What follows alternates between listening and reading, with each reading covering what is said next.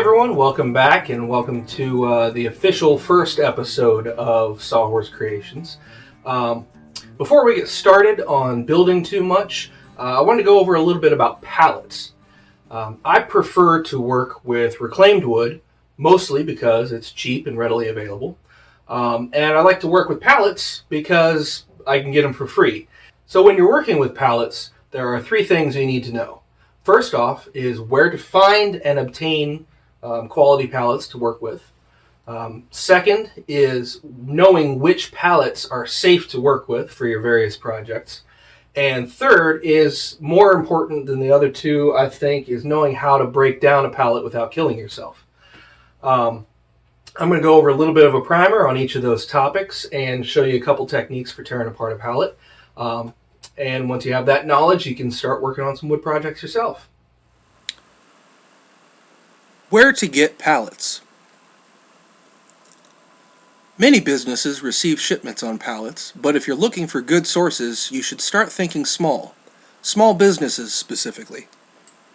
Big box stores certainly get their fair share of pallets, but generally the big guys have processes in place for removal and recycling of shipping materials. Your best bet is to check with small local businesses. Many of these smaller shops don't have the resources to regularly dispose of pallets, so they just pile up until they can find someone to get rid of them. Plenty of places will be happy to give you as much free material as you want because it's less of a disposal cost to them. If you're the networking type, you can also ask around and probably find someone in your circle who works at a business that receives shipments on pallets. Chances are, they'd be happy to find someone who can take them off their hands. When looking for businesses that might have pallets available, a good tip is to check in with soon-to-open or newly opened businesses that are still stocking their inventory.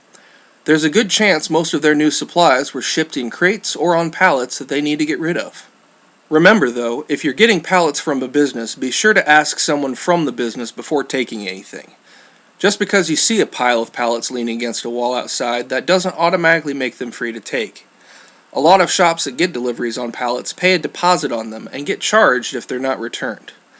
Basically, unless there's a sign on them that says free, it's best to get the okay before loading up. Another great source for finding pallets and other reclaimed wood is online classifieds, like Craigslist or Facebook community pages. Often you'll be able to find multiple listings for free pallets from people and businesses who would rather give them to you than pay to have them hauled off. What pallets are safe? As far as safety goes, the first thing to consider is basic common sense. If a pallet has spills on it like oil, chemicals, or food, you should probably pass on it. Same goes for pallets that have been sitting outside in the elements for any length of time. These can contain molds, bacteria, fungus, or any number of other nasty stuff that you don't want to get into. Secondly, you can look for an IPPC pallet stamp. All internationally shipped pallets are marked with stamps that indicate the country of origin and treatment code. The treatment code is the key info to look for here. International pallets are treated in a variety of ways to prevent invasive insects or plant diseases from spreading. The treatment code on the IPPC stamp designates which method was used.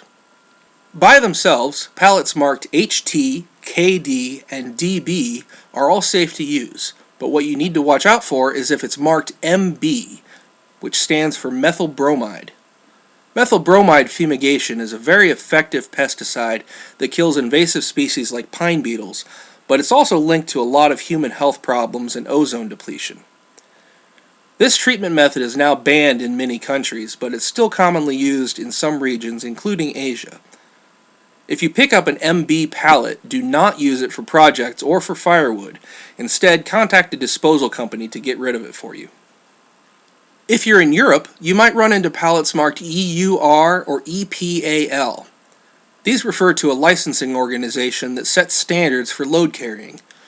The current standards applying to pallets, EPAL, ban the use of chemicals and are effectively identical to a pallet marked HTDB.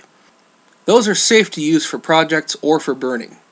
Pallets marked EUR are more rare to find because they refer to an older version of the European standards. Those were more lax regarding chemicals, so they may or may not be safe to use. These should be avoided unless also approved by EPAL. Unstamped pallets are called national pallets because they aren't used for international shipping. As they are not used internationally, the need to prevent the spread of insects is not really an issue, so most domestic pallets aren't treated. These can generally be considered safe for secondary use. Colored pallets don't inherently represent a risk to use, but use your best judgment if you think they might be unsafe. The coloration doesn't refer to any specific treatment or chemical use, but instead denotes that the pallet is provided by a pallet rental company that maintains and repairs pallets for customers. Red pallets come from either LPR in Europe or PECO in the US. Blue pallets come from CHEP in Australia, and brown pallets come from IPP in Europe. Out of these, the PECO pallets are the safest to use because they aren't chemically treated and are regularly tested by third-party inspectors. If you can't establish whether a pallet is safe or not, don't use it for any projects that will be inside a home or would come into contact with food. Regardless of the pallet itself, be sure to always follow safe procedures when working with it. Always use a mask or respirator when cutting or sanding to avoid breathing in particles or pollutants. How to break down a pallet. There are a lot of tutorials online that show you how to break down a pallet. So if what I'm about to show you doesn't really suit your needs, I'd suggest seeking some of those out and finding what would work best for you. But what I'm going to show you is the 3 methods that I have found to be the most effective for myself. The first method is sometimes called the brute force method. It is the classic hammer and pry bar method. To do this, you need a nice claw hammer and a pry bar, as one would expect. The panels on the top and the bottom, if you can hit them, loosen them up a little bit and get the pry bar underneath it, you can usually pull them off from either side. This might be a little bit loud, so you can see you can loosen up the end there, get your old pry bar, and work it out from there. And you do the same thing on the other side. See, this is called the brute force method because sometimes it takes a little bit more effort than some of the other methods.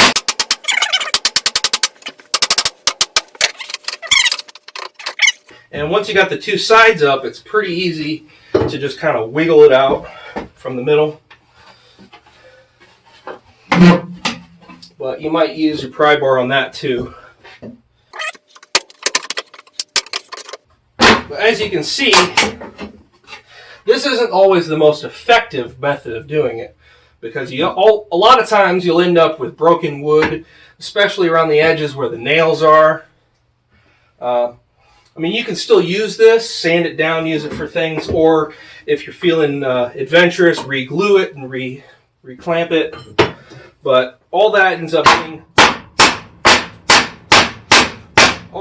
being a lot of work. But anyway, that's the hammer and pry bar method. The second method, which is one that I've used a lot, is the circular saw method. Now this will take a little bit of material off the edges, but it seems to me like it's a little bit more effective at getting pieces that are not broken than using the hammer. So what you need for this, good old circular saw. You want to set the depth of your circular saw to just a little bit thicker than the boards on the wood itself. You don't want to go too deep because then you might end up cutting into the planks here, or the stringers here. But yeah, right about there. That should work. All right. As always with power tools, you have to be safe about it. Protect your hearing, protect your vision, Protect your lungs. Now this method is pretty easy. All you have to do is cut lengthwise across the board inside of the nails. So the nails is your outside edge.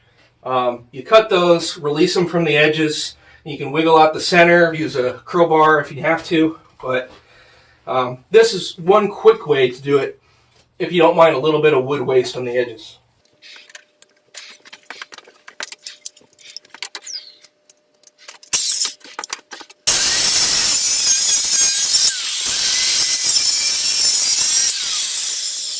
Now I just cut through the first 3 planks on here because I have another method to show you after this.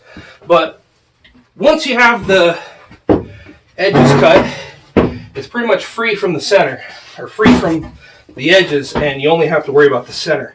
And if it's a newer pallet that's not quite as old and rough as this, it's pretty easy to just wiggle it out.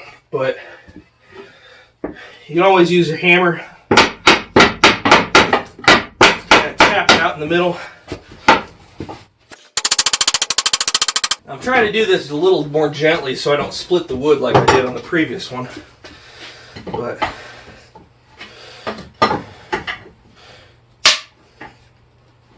let me get this nail out of the way. I'll pick that up in a minute here. So, I think you get some nice, decent sized planks here.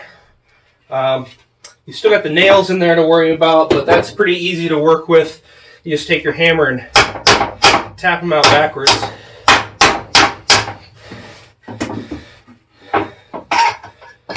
Get the claw hammer in on there. And you definitely want to pick up after yourself when you're done tearing apart pallets, because you end up with nails and splinters and sawdust and everything all over the place. But yeah, that's the basic circular saw method. Let's see if we can get these 2 out real quick here. See, and sometimes you can just pull them off. That's got a little rough edge to it.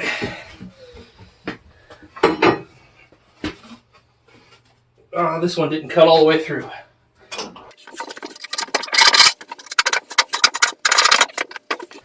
Now the problem with doing it this way, you end up with these little inch to inch and a half pieces that have pulled off the, geez, these are some tight nails. Alright, well, you end up with some pieces on the edge that are waste wood, which a lot of times isn't really a big issue, especially if you're working with small projects. But if you want to do something of any decent size, or you want to work on a desk or a table or something, you're going to want to find a way to get full-size pieces off of here and not have pieces that are cut off in the ends. And that's where the third method comes into play. Now this is a little bit more advanced because it requires the purchase of a special tool. This is a pallet breaker. It is specifically designed to break apart pallets. It has moving feet here, and they just slide them underneath, and the feet will hit on the bottom edge of the wood and provide even pressure while you pull back as a lever. And you want to do this from the sides first and then the center. But all you got to do is pull back.